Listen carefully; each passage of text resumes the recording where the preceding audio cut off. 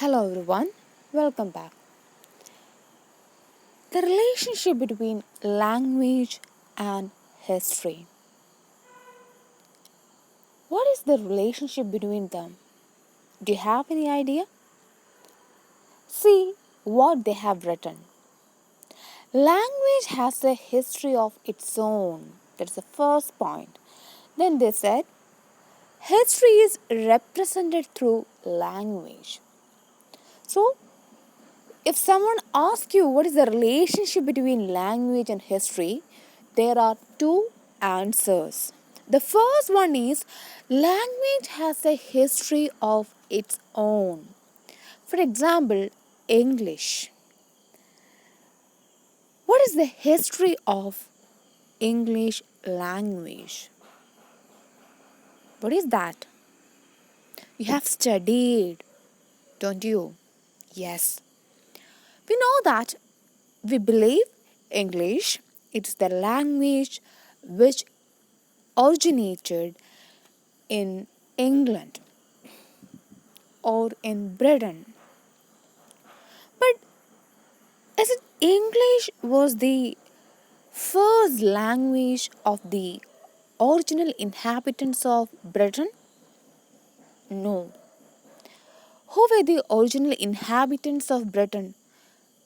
It is Celts. Their language was different. So the Celts were there. There are three types of inhabitants were there. Just leave that. And after Celts, there came the Romans, the Danish rule. So with the emergence of Danish rule in England, the Danish language directly get mixed up with the language which had been used by the Celtic people. Then came the Normans, then came the French people. So, lot of invaders invaded the so-called land, England, and finally Normans. So, with the emergence of Normans, there came English language, and this English language that we are using now, actually it is a mixture of French language, Danish language. You have studied the French loan words, Danish loan words, isn't it? Actually, this is how the English language has evolved. But the language which were in use at that time, we know that at that time, in courts, the French was the official language and the English language was used by the common people. And later, it was abolished, and all the people, irrespective of the social status, all the people, they started to use English language itself. This is how English language has evolved. But that English language was not like that we are using right now. We know that there are Old English period, Middle English period, and Modern English period. The Old English, the Old English language. For us, if somebody asks us to read a textbook or a manuscript written in Old English, we can't read because that is not the English that we have learned. So, as I said yesterday, the English language has changed. So, it has a history. So, this is how English language has originated, and it was evolved, and it was developed. So, that is the first point written here. Language has a history of its own. The next one is history is represented through language. Whether it is the history of a language, whether it is the history of human race, or whether it is the history of a nation or world, whatever it is, if you want to record or if you want to represent history, you need a language. So, this is the relationship between the language and history. Is it clear now? So, we have been studying language. If we are studying language for a period of time, it is diachronic approach. If we are studying the language at a point of time, that is synchronic study of language. And this meaning, the meaning of language has been changing. We know that there are Anglo-Saxon English, Middle English, Modern English, etc. The well-known figure or writer of Anglo-Saxon period is Geoffrey Chaucer. It is mentioned here, Geoffrey Chaucer's Canterbury Tales. Actually, it was written in all English and later it was translated into modern English. Here you can see in the original textbook, Canterbury Tales, the original lines are like this: One that April with this shroud stood hay, the drought of March hath burst to the root. We don't know what is the spelling of root, R-O-O-T, but it is written R-O-O-T-E. It is inflection. So in Anglo-Saxon English or in the old English, there are inflections. Those inflections were later leveled. So this is what is written here. Immense changes had come over the language by this time.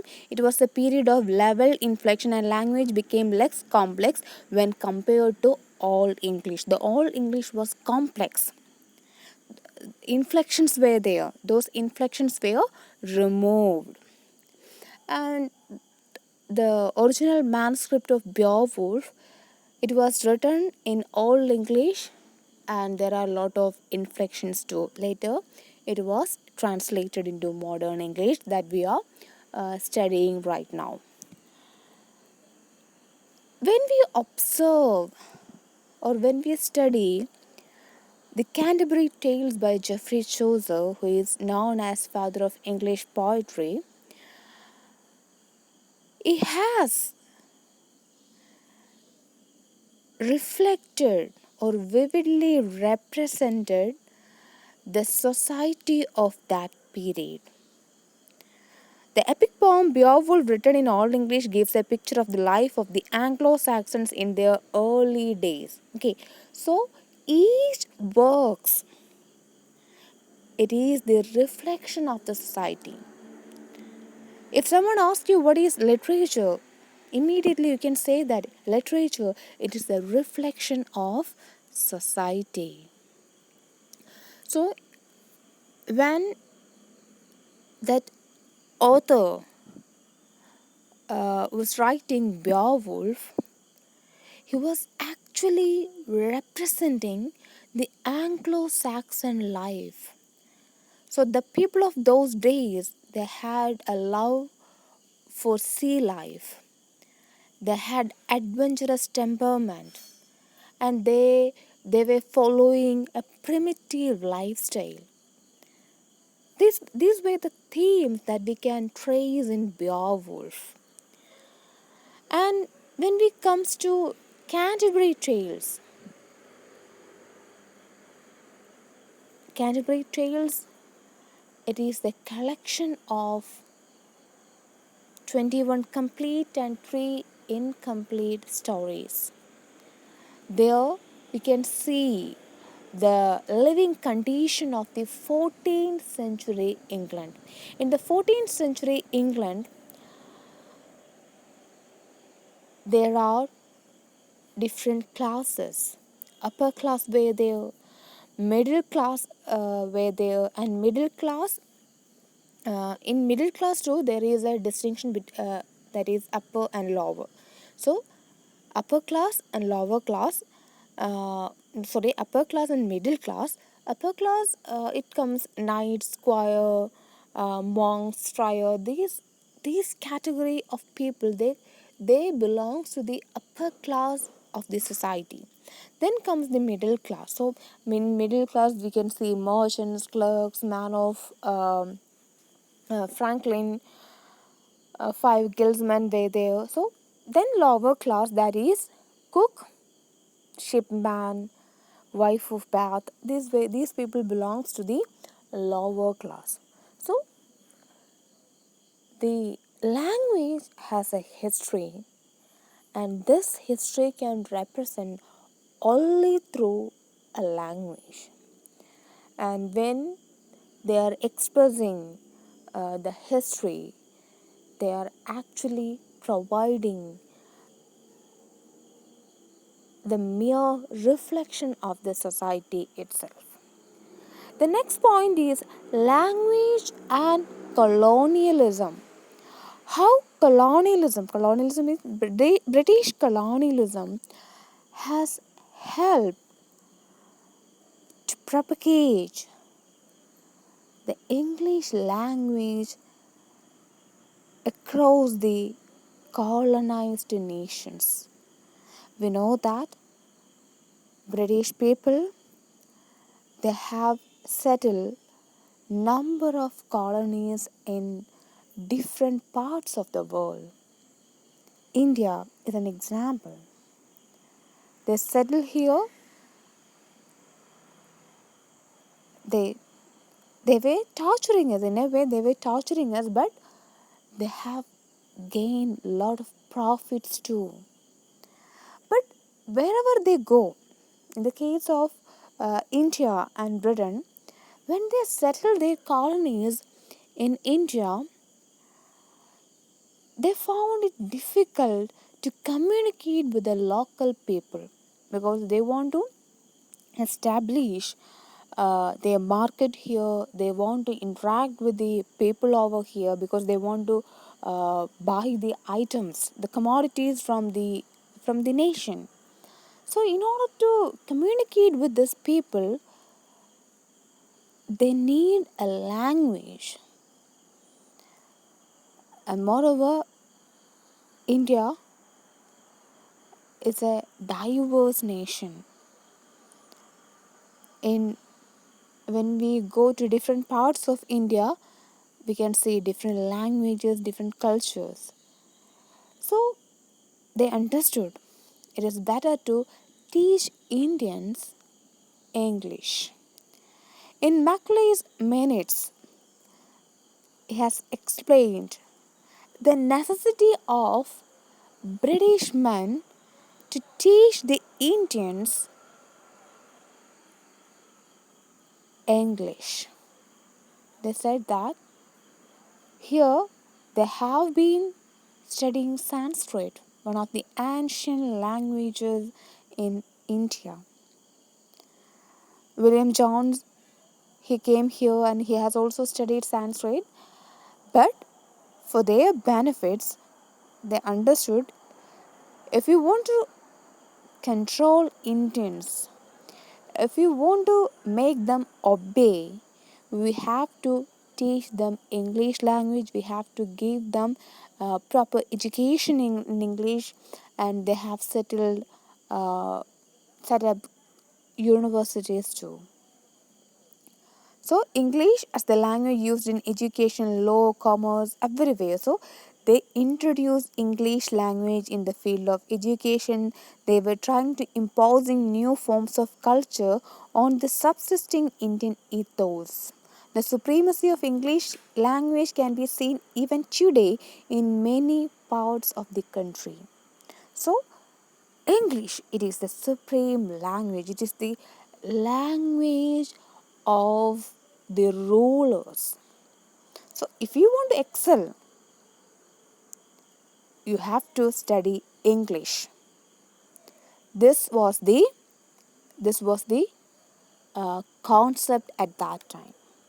So thus, due to colonialism, language language the English language, it has language English language has established in colonial nations. This we can that we can see in Kenyan countries too. So this is all about the relationship between language and colonialism, and the relationship between language and history. From next class onwards, we are going to study not about language. We will be going through how to approach a textbook. That is, you can see here, text oriented approaches. So we are taking turn from this point onwards, and this the points that we are going to discuss in the coming days or in the coming classes will be helpful for you in the future. So with this, I'm winding up today's class. Thank you.